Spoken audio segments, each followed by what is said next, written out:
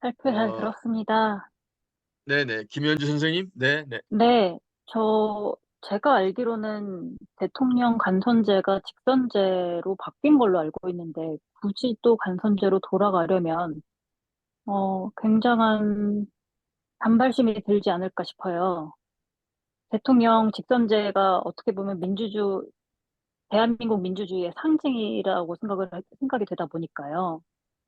음, 그, 그 제안이 과연 국민적인 반함이 없을지 걱정이 됩니다.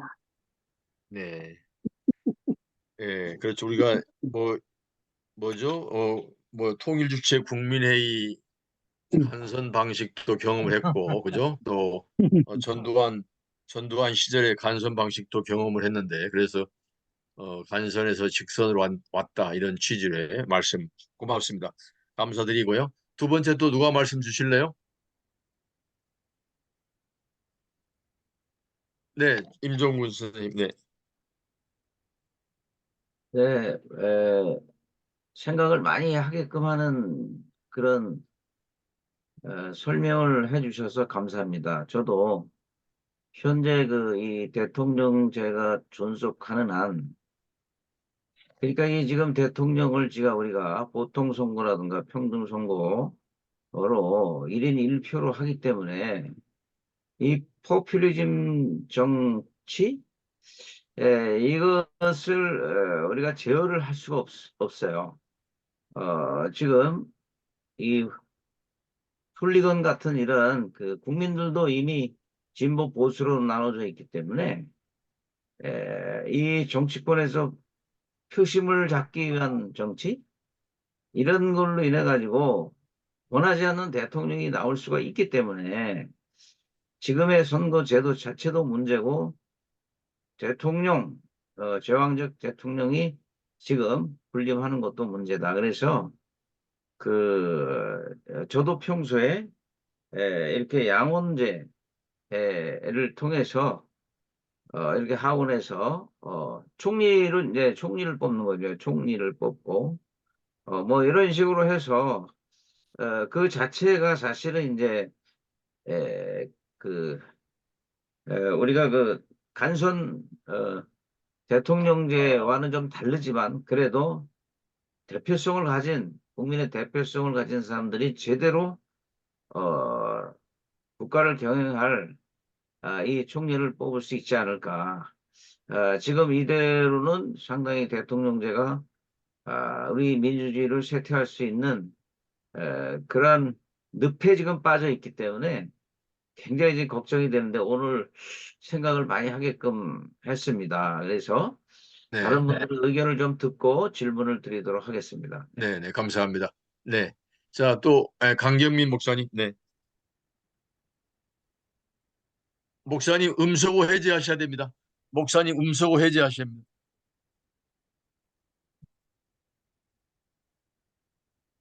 목사님, 목사님, 네네, 됐죠? 네네, 예, 예. 우리 안 교수님 발제 아주 신선하게 잘 들었습니다. 또 저는 김현지 선생의 의견에 좀 더 논지를 좀 더 하고 싶은데요. 네, 사실 우리 그 투표권자, 유권자들의 90% 이상이 고졸 출신들입니다. 우리나라 그 유권자의 수준이 굉장히 세계적으로 높은 걸로 제가 알고 있습니다.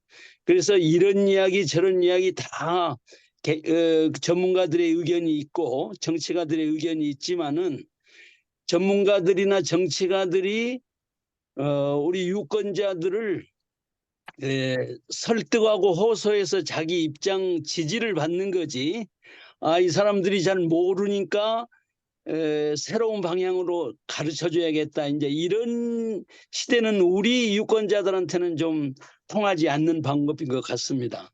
그래서 이 의회제로 간다라는 것은 제일 전제 조건이 국회의원들에 대한 신뢰가 가장 중요한 전제인데 이 부분이 뭐 전혀 지금 제왕적 대통령제 문제보다는 국회의원들이 준비 안 됐다라는 게 지금 훨씬 더 심각한 문제라고 생각이 되고요.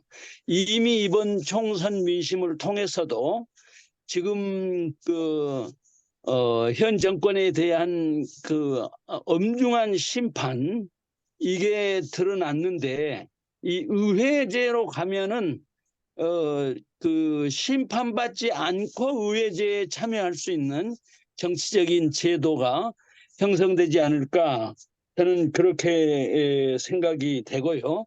하여튼 뭐 여러 가지 제왕적 대통령제를 극복하는 방법은 여러 가지가 있겠지만 지금 현재 민심에 충실하면서도 제왕적 대통령제를 극복할 수 있는 우리 한국적 유형 그것은 지방 분권제도 대통령의 권한을 지방자치단체장에게 위임하는 아주 대폭적으로 위임하는 그 방법이 가장 현실적이고 최선의 방법이 아닌가 그렇게 생각합니다. 말씀이 네. 길어졌네요. 대통령제를 유지하면서 지방 분권을 강화하자 이런 취지로 말씀을 주신 거예요. 그렇습니다. 네. 자, 우리 이용기 실장, 네. 네, 그 호주, 스위스의 제도가 미국이나 우리나라와 달리 형성이 된 계기나 다르게 형성이 된 그런 계기나 원인이 좀 궁금합니다. 호주의 준내각제, 스위스의 의회 독립제 이런 그 제도가 정부 형태가 형성되게 된 어떤 계기, 뭐 발전의 배경 이렇게 한번 궁금하다는 말씀이시네요, 그죠? 거기 김현지 더불어 선생님 이따가 내가 다른 분 발언이 없으면 드릴게요. 김현지 선생님 발언 기회 이따 네. 드릴게요. 네네. 그런 드립니다. 설명에 네. 있어서 이제 미국이나 우리나라의 차이점도 좀 이해를 할 수 있으면 좋을 것 같습니다. 네, 네, 감사합니다. 자, 또 다른 분 있으실까요? 예, 예. 네, 양승원, 이기우 교수님 먼저 손 드셨나요? 네네. 예, 우리나라 지금 제왕적 대통령제에 대해서 안성호 교수님께서 뭐 제가 지금까지 들어본 발표 중에 가장 설득력 있는 발표를 하지 않으셨나 이렇게 생각을 하고요.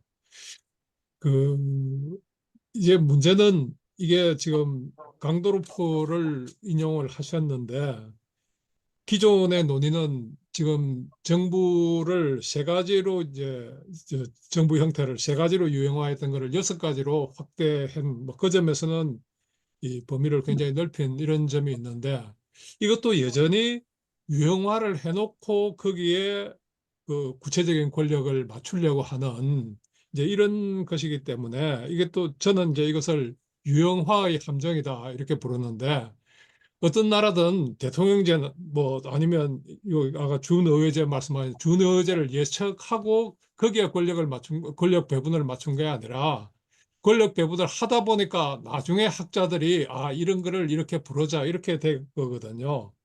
그래서 이제 제가 좀 질문을 드리고 싶은 거는 아까 그 대통령제의 그 문제점에 대해서는 잘 지적을 하셨는데 그러면 이 제퍼슨 같은 사람은 의회 독재 이것을 또 굉장히 걱정을 했거든요. 그래서 여기 제가 그 인용문을 보고 있는데 입법부의 압제야말로 지금이든 앞으로든 가장 두려운 위험일 것입니다.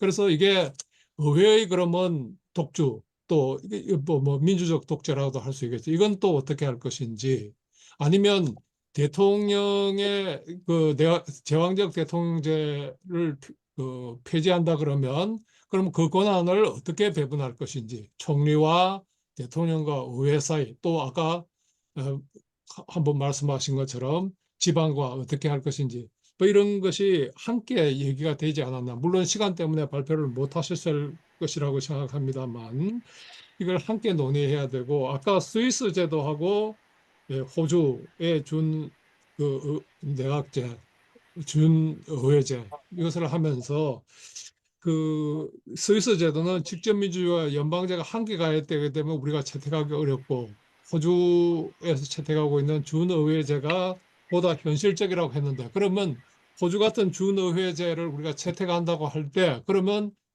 고도의 지방 분권이나 직접 민주주의는 없어도 되는지 뭐 그런 오해가 생길 수 있기 때문에 거기에 대한 설명을 좀 해주시면 좋겠습니다. 감사합니다. 좋은 말씀이시네요. 의회 독재라는 말씀을 주셨고, 그다음에 또 하나 이제 어, 총리, 의회, 대통령, 지방, 총리, 의회, 대통령, 지방 사이의 뭐 권력의 배분, 균형, 뭐 이런 말씀을 주신 거네요. 감사합니다. 이기우 선생님이셨고요. 자, 그다음에 아까 우리 양승원 변호사님 손 드셨나요?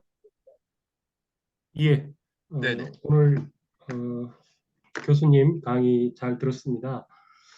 지금 헌법 개헌을 할 때 이제 되게 정부 형태하고 또 이제 국회 양원제냐 단원제냐 뭐 이런 국회 논의가 있고 또 한편으로는 이제 국민의 기본권 문제가 있고 또 세 번째로는 이제 지방자치의 문제가 이슈가 있는데 정부 제 우려하는 바는 정부 형태 뭐 권력 구조 논의를 하다가는 대통령 중임제냐 뭐 4년 중임이냐 단임이냐 또 의원 내각제냐 대통령제냐 이런 논의에 치중하다 보면 그 논의에 매몰돼서 정작 중요한 국민의 기본권 보호하기 위한 헌법의 그게 핵심인데 기본권 논의가 소홀해지고 또 그 외에 중요한 지방 분권, 이런 공간적 권력 분립 이런 부분의 논의가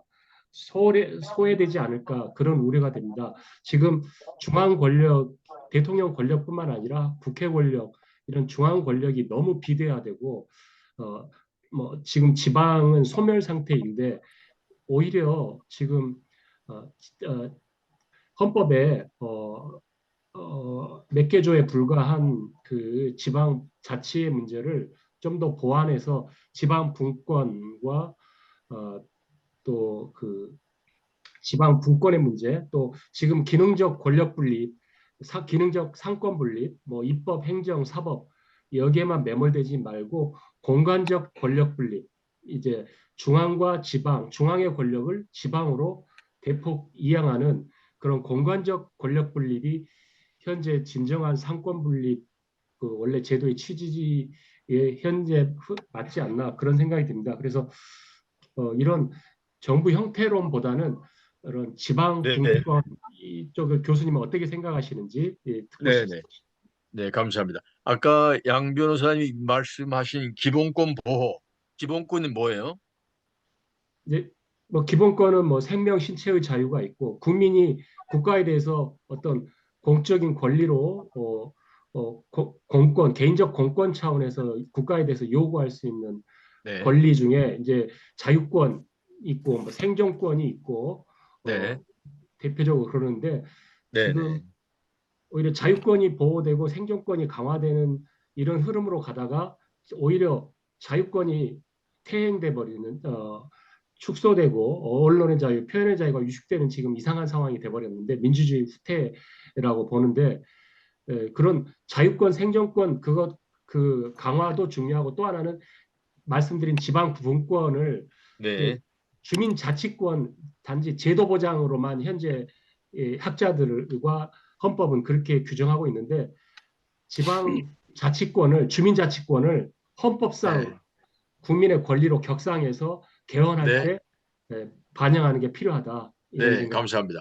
자, 이렇게 할게요. 우리 강민창 목사님이 손을 드셨는데 이렇게 할게요. 지금 너무 어, 처음 질문에 너무 많이 들어오면 좀 대답하기 곤란하실 것 같아서 강민창 목사님 한순간 쉬셨다가 김현지 선생님이 아까부터 계속 손을 드셨기 때문에 김현지 선생님 이야기를 먼저 듣고 답변을 들은 다음에 강민창 목사님께 기회를 드리도록 하겠습니다. 괜찮으실까요? 자, 김현지 예, 선생님. 네, 김현지 선생님.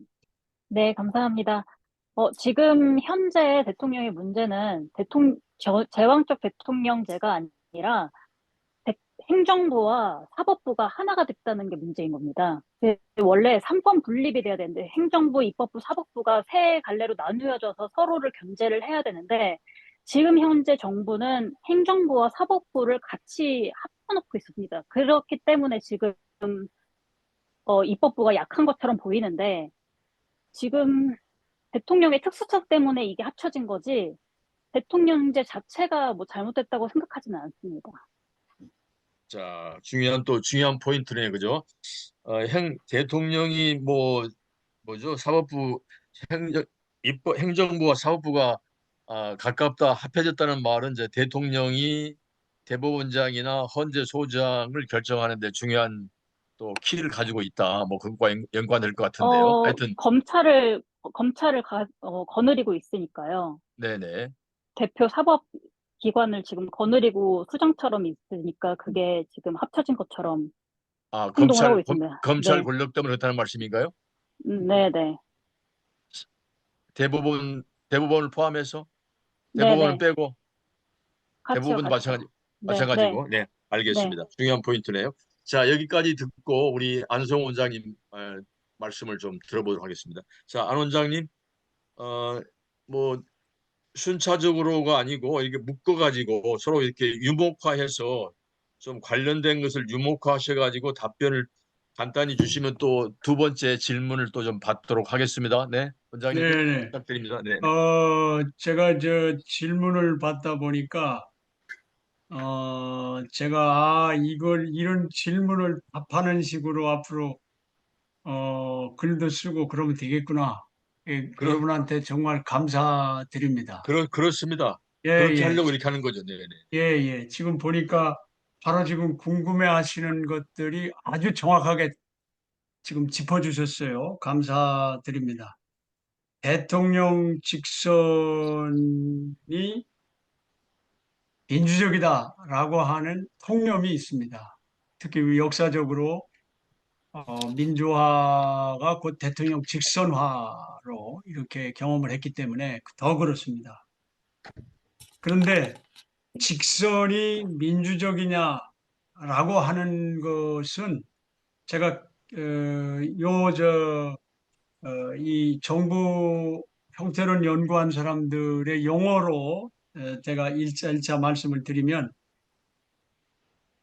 민주적 정당성은 절차 자체가 아니라 직선제냐 아니냐가 아니라 그 절차가 직선되든 간선제든 그 절차가 정치 체제 전반에 미치는 영향에 의해서 결정된다.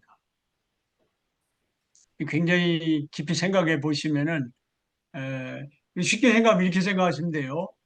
대통령을 직선했더니 잘 되더라. 그러면 이런 질문할 필요가 없습니다. 직선하면 좋다. 최선이다, 직선이. 그게 민주적이다. 이렇게 얘기할 수 있는데 미국조차도 전 세계에서 예외적으로 미국은 그래 그나마 대통령제가 작동하는 게 아니냐라고 했는데 트럼프가 등장한 이후에 학자들이 깜짝 놀래 미국도 예외가 아니다. 대통령 직선제는 이 인상적으로는 직선제가 민주적인 정당성을 갖는 것처럼 느껴지는데 현실에 있어서 정치 제재 전반에 아까 말씀드린 그런 부작용이 너무너무 크다. 이제 이 말씀을 제가 드리고요. 그 다음에 이 행정부와 사법부가 한 통속이다. 그런 측면이 있죠. 지금 대통령이 주요 그 법률 테크노크렛 시니어 조직 그 사람들을 임명권을 사실상 갖고 있기 때문에 그런 문제가 있습니다. 이것도 국회가 적절한 역할을 해야 되는 겁니다. 그런데 우리나라에서는 제도적으로 미국보다도 훨씬 더 대통령을 왕처럼 만들어 놨어요.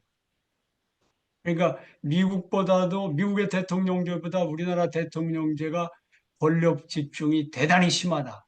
이런 것들은 대통령제 개혁과 관계없이 해결해야 되는 과제들입니다. 앞으로. 그 다음에 우리 강경림 목사님이 국회 불신 때문에 의회제가 좋다 해도 그쪽으로 가는데 국민들이 동의하지 않을 수 있다. 그렇습니다. 지금 국회가 가장 불신받는 기관이기 때문에 거기를 더 정치적 역할을 강화하는 방향으로 개혁하자는 이런 의견에 대해서 거부감을 갖는 분들이 많을 겁니다. 근데 우리가 아까도 제가 잠깐 말씀드렸지만 국회를 불신하게 만드는 원인이 뭐냐? 그걸 잘 봐야 됩니다. 아까 말씀드렸지만 대통령제는 반정당주의, 이거 엔티파티즘이라고 하는데 정당을 굉장히 불순한 세력으로 보는 경향이 있어요. 그리고 반의회주의적입니다. 대통령제 자체가 그렇게 돼요. 그래서 대통령제를 하는 나라에서는 국회가 상대적으로 다른 체제를 갖는 나라보다 국회와 정당에 대한 불신도가 높고 정당이 민주화되는데 굉장히 걸림돌이 되고 있다. 그러니까 우리가 정치하면 정치의 중심에 대통령을 보고 생각하는데 내각은 거기로부터 배제되는 형태가 되고 그러다 보니까 일도 하지 않으면서 특권만 누리고 그 자리다툼만 하는 국회에 대한 불신이 계속 쌓이고 악순환이 되는 것이죠. 그래서 사실은 우리가 이런 걸 이제 설득하면서 국회에게 적절한 역할을 할 수 있도록 제도 개혁을 하면서 그들에게 특권과 이런 권력 남용을 하지 못하도록 하는 이런 제도 개혁이 필요하다. 근데 국회를 그래서 권력 분립의 주체로 삼는다는 겁니다. 다시 말씀드리면 양원제가 권력을 나누어 가지면서 서로 견제와 균형을 하도록 하는 게 준의회제입니다. 이게 이제 의회제와 준의회제가 다른 거죠. 지금 대부분의 분들은 아직 그 준의회제에 대해서 제가 깊이 얘기를 못 드리기 때문에 그 얘기를 안 했습니다만은 의회제는 권력이 융합되어 있는데 지금 준의회제는 권력 분립을 양원제를 통해서 실현한다. 그리고 대통령제가 갖는 권력의 일인주의, 그 행정부 일인주의를 극복할 수 있는 장점이 있다. 이게 이제 제도적으로 체관권을 쓸 정도로 많은 논의를 까노프가 하고 있습니다. 자, 그 다음에 우리 최자용 교수님이 그리고 다른 분들도 말씀하셨습니다마는 이 대통령제 개혁보다 중앙 집권 그리고 이 직접민주제 이런 개혁이 필요한 게 아니냐. 옳은 말씀입니다. 대통령제 개혁과 함께 이런 것들이 같이 가야 된다. 자, 그러면 대통령제 개혁을 하지 않고 중앙 집권과 직접민주제를 했을 때 어떻게 했는가? 대통령제의 폐해가 줄어들지만 근본적으로 대통령제의 문제는 남는다. 저는 그렇게 생각하고 그런 의미에서 대통령제는 개혁이 돼야 된다. 같이 개혁이 돼야 된다. 이런 말씀을 드립니다. 자, 그러면 아까 이제 우리 이규 교수님이 어떤 정부 형태론을 도식화시켜 놓고 거기서 개혁안을 도출하는 것이 가질 수 있는 한계를 지적하셨는데 옳으신 지적이라고 봅니다. 그럴 수 있어요. 사실은 이 호주나 스위스 같이 오늘날 많은 학자들이 주목을 하고 있는 이런 정부 형태를 갖고 있는 나라들도 어떤 도식을 가지고서 거기에 끼워 맞춘 그런 정부 형태가 아닙니다. 그 사람들이 갖고 있는 어떤 그 관점을 관철하려고 또 그리고 지성을 동원해서 노력하다 보니까 바람직한 완벽하지는 뭐 최선은 아니지만은 그래도 괜찮은 이런 정부 형태를 갖게 됐다 하는 점에서 저는 의미 있는 지적이라고 보고요. 우리가 도식적으로 어떤 뭐 준내각제다 해서 어떤 모델이 있으니까 그다 우리 이 제도를 막 끼워 맞추려고 하기보다는 그 학자들이 얘기하는 어떤 모델을 중요하게 참고하면서 그것이 현실 적합성이나 실현 가능성 이런 것들을 우리가 지혜를 발휘해서 앞으로 개발을 해야 된다. 그래서 저는 제가 발표하는 이 내용들이 디테일한 측면에 있어서 답을 내놓는 게 아니고 방향만 제시하면 우리가 네. 함께 같이 논의를 해야 된다 하는 말씀을 드리고요. 우리 이용기 국장님이 그 호주 양원제, 스위스 대연정 내각제 얘기를 하셨는데 이걸만 얘기하기도 너무 복잡합니다만은 제가 간단하게 이런 얘기를 하겠습니다. 호주 양원제는 호주에 발생할 때 호주가 영국의 식민지였죠. 그래서 호주에서는 영국의 웨스트민스터 의회제가 정착돼 있었습니다. 그러다가 호주가 이제 나라가 커지면서 하나의 독립된 나라가 되면서 미국의 연방제를 도입하게 됐어요. 그래서 사실은 호주 제도는 영국의 내각제, 의회제와 미국의 연방제의 믹스한 형태다. 이렇게 아주 거칠게 제가 얘기할 수가 있습니다. 그렇기 때문에 여기서 하나의 시사점 얻을 수 있는 것은 준 의회제, 이 간호프나 저도 지금 그거를 동조하고 있습니다만 이 영국의 이런 웨스트민스터마들의 하원이 갖는 장점을 따고 그리고 미국의 연방제적인 이런 요소를 도입하되 양원을 적어도 그 하원이 갖는 행정부 구성과 불신권 이외에는 똑같이 직선해야 되고 또 동시에 권한도 똑같이 줘야 된다. 또는 더 거부권을 줘야 된다. 이런 소위 강한 양원제라고 합니다. 이걸 스트롱 바이캐머럴리즘이라고 하는데 이런 제도 설계가 필요하다. 그러니까 오늘날 호주가 하고 있는 것을 그대로 모델하자, 모방하자가 아니고 그것이 불완전하지만 그래도 지금 시행되고 있는 전세 것 중에는 호주 제도가 네. 참고할 만하다. 그렇게 네네. 얘기할 수 있고 네. 스위스는 이렇습니다. 스위스에서는 원래 미국의 그 대통령제 미국을 벤치마킹해서 스위스가 1848년에 연방 정부가 출범을 했습니다. 이때 미국의 대통령제에 대한 스위스에서 논의가 있었어요. 근데 그때 미국의 대통령제는 군주제의 유산이다라고 하는 공감대가 형성됐어요. 그래서 대통령제는 안 된다, 우리는 안 한다. 그래서 미국으로부터 뭘 배웠냐면 소위 양원제를 스위스가 연방국가를 만들면서 양원제를 벤치마킹했습니다. 그러면서 대통령제는 내팽개치고 미국 제도를 버리고 그 스위스에서 전통적으로 해오던 이런 복수 이 집행부 제도를 연방 수준까지 확대시키는 결단을 내렸고 그것이 7인 대연정 내각이 된 겁니다.